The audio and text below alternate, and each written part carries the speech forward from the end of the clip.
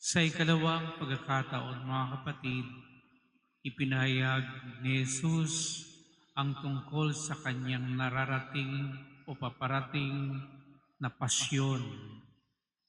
At tulad ng nangyari sa nakaraan, hindi rin ito naunawaan ng mga alagad at ito'y naging dahilan ng kanilang pangamba.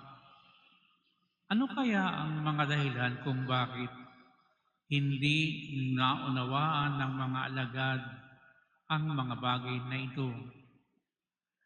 Una, dahil sila'y saksi sa matagumpay na ginagawa ni Jesus, puring-puri siya ng mga tao sa lahat ng himala na kanyang ginawa. Tapos sasabihin ni Jesus, siya ay magiging isang Mesiyas na magdurusa, ipapapatay, hindi umaabot sa kanilang pangunawa ng isang Mesiyas na matagumpay ay ganito ang sasapitin sa kamay ng mga taong bayan na kumukontra sa Kanya. Kumbaga, ang kanilang modelo palagi ay ang mga tinitingala sa lipunan na makapangyarihan. Dahil kung titingnan, higit na makapangyarihan si Jesus kahit kaninong mga pinuno dahil siya ay nakagagawa ng mga himala, pati ang pagbuhay sa patay na hindi pwedeng gawin ng mga ordinaryo na mga hari. Kung kaya para bang masasandalang totoo si Jesus sa lahat ng pagkakataon. Kaya din nila ito matanggap at maunawaan kung paano ito mangyayari sa Kanya. Ikalawa, dahil merong mabigat na afeksyon at emosyon ang mga alagad ukol kay Jesus. Kaya parang sa atin, kapag mahal mo ang isang tao, kahit kuminsan yung mga ginagawa niyang masama, ay natatanggap mo na rin, niyayakap mo siya, at ipinagtatanggol mo siya. Si Jesus naman ay walang ginawang masama. Yun nga lamang, binubulag ang mga alagad ng kanilang sariling damdamin at di nila makita ang kabuluhan ng gagawin ni Jesus na paghahandog ng sarili para sa kapakanan ng mas maraming tao at ng buong sanlibutan. Kaya yan ang dahilan kung bakit hindi din maunawaan dahil sa may nakaharang na emosyon, kumbagay nakapinid. At bakit naman sila natatakot na magtanong kung ano ang ibig sabihin niyon? Kasi baka naman madiscover nila na may mas mabigat pang mga pangyayari na hindi din nila kayang matanggap. Para din tayo, hanggat maaari ayaw nating pag-usapan ang mga bagay na masasakit na nangyari sa ating buhay. Baka kasi meron pa na masasakit na bagay na tayo'y matrigger. Kaya sinasabi natin, wag na lang natin pag-usapan yan. Napakasasakit na bagay na yan.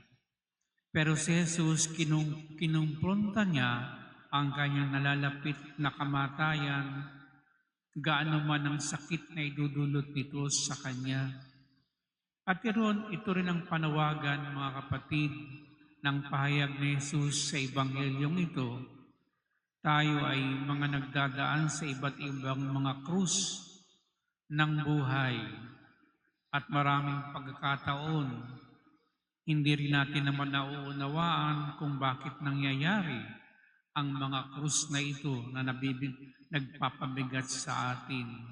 Kaya kung minsan nasisisi natin, pati ang Diyos at nasasabi natin, bakit ako pa ang kinakailangang magdusa ng ganito?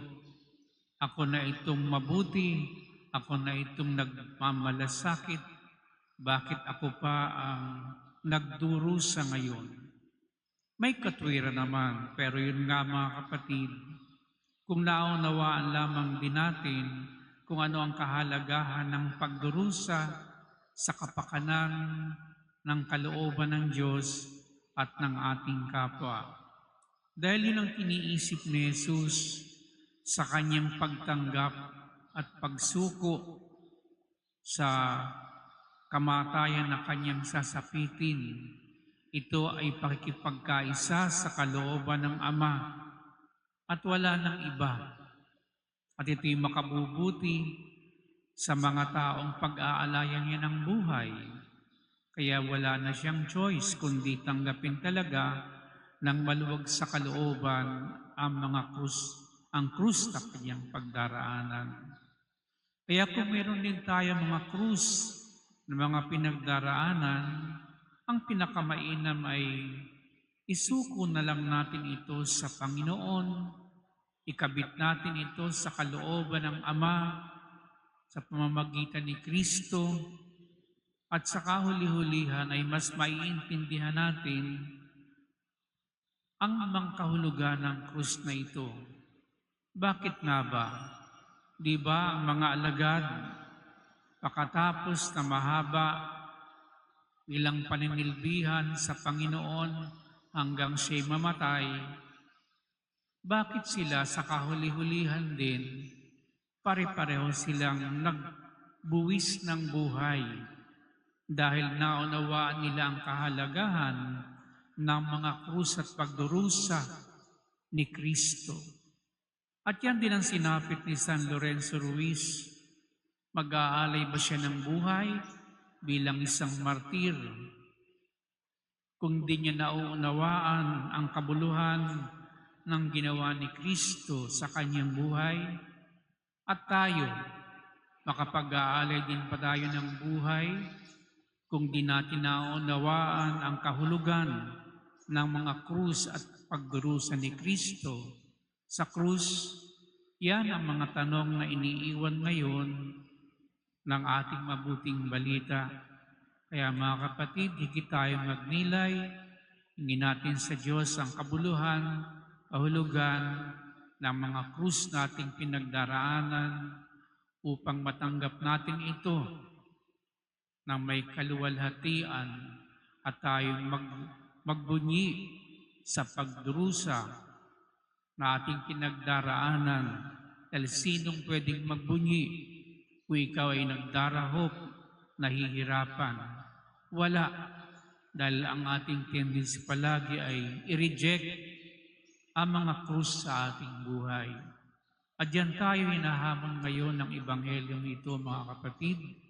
Naway tayo basbasang masagana ng Diyos sa pamamagitan ng kamatayan ni San Lorenzo na inspirasyon nating mga Pilipino sa kabanalan at paghahandog din ng buhay para sa lahat ng tao.